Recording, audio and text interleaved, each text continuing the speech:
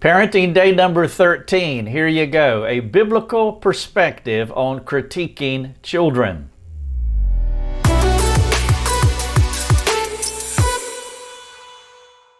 Hello everyone, Rick Thomas here. We're doing parenting devotions. This is the 13th. I want to talk about critiquing your children. If a person's parenting model primarily consists of bringing critique from a heart of personal frustration, the parent's model needs to change. Biblical parents center their primary communication to their children on love, not criticism. Listen to what the Hebrew writer said in 12:6, quote, "For the Lord disciplines the one he loves and chastises every son whom he receives." God's corrective care is always in the context of love. He disciplines the one he loves, and when you experience God's correction, you're acutely aware that he loves you. God is continuously surveying the scene of your life, not to critique you, but to pour out his extravagant love on you. A gospelized parent is similar, constantly surveying the scene of a child's life because he loves his child and wants to motivate him toward Jesus. He is not surveying the scene because he's looking for opportunities to criticize. Instead, he wants to catch his child getting it right. Perhaps your child does something wrong and you must correct him. If so, the Bible's mandate on helping trapped people is with a spirit of gentleness. You read that in Galatians 6, verses 1 and 2. But of course, there are times when you can overlook the offense. You don't have to say anything at all because you really don't want to nickel and dime your child to death. And in many cases, the problem will pass. Now, you can determine these things by asking yourself if it's an episode or a pattern that you observe in your child's life. If it's an episode, maybe you can just let it go, overlook it. But if it's a developing pattern, you probably have to deal with it.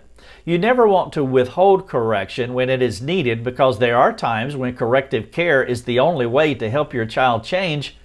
But when you do it, you want to imitate God in an attitude and spirit of love. Therefore, it would be best if you contextualized your critique in the overwhelming, never able to fully express love that you have for your child.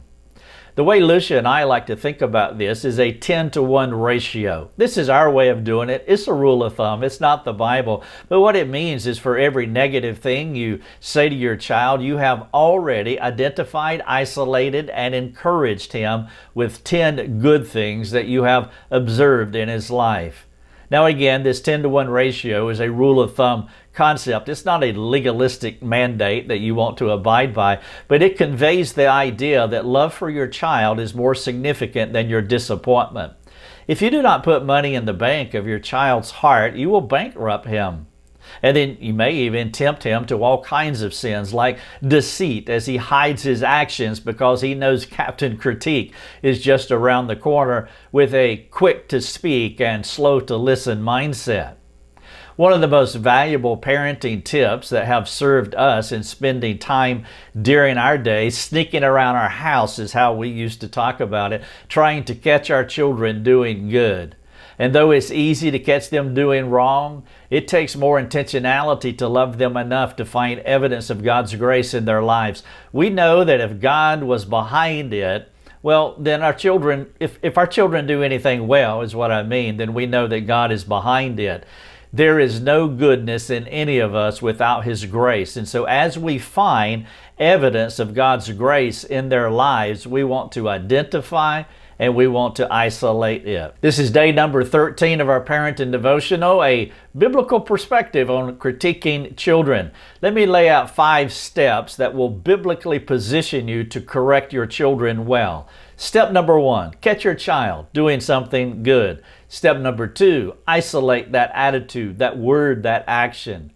Step number 3, identify it by connecting it to something Jesus would have done so they can see how Jesus lived His life. Step number 4, encourage your child by letting him know he got it right. He needs your encouragement and knowing that his actions are Christ-like.